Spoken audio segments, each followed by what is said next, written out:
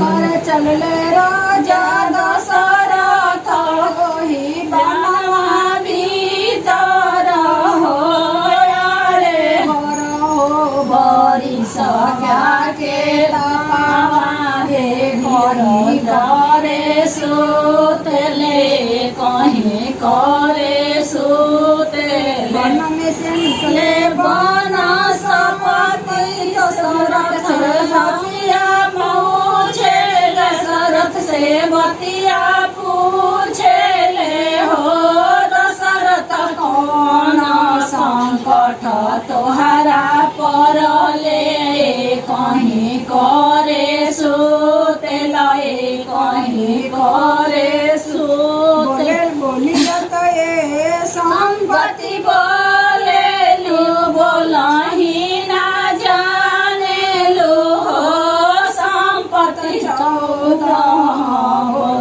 के अयोध्या सुनाए कहीं रामैया बिनु रे कहीं रामैया बिनु कहे दशरथ चुप हो खजानी रोई मारा हो दशरथ तोहरा तो भगवान अयोध्या के मालिक अयोध्या के मालिक संपत्ति होई है और भगवान होई है हो संपत्ति के पसाए काशी बेलनिया तब भीतर के बोलाए भीतर के बोलाए राति गईले पहर राति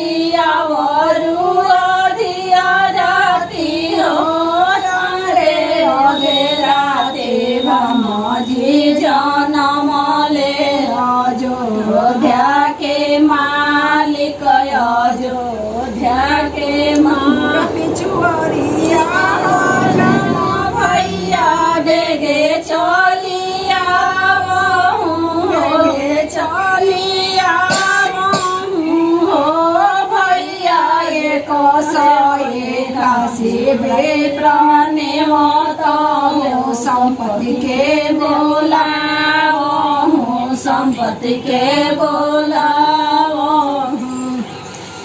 प्रणाम आ धन्यवाद ई वीडियो देखला खातिर। हमार काम यदि रउआ पसंद आवता तो हमार चैनल के जरूर सब्सक्राइब करी और संगे संगे नोटिफिकेशन वाला घंटियों दबा दी।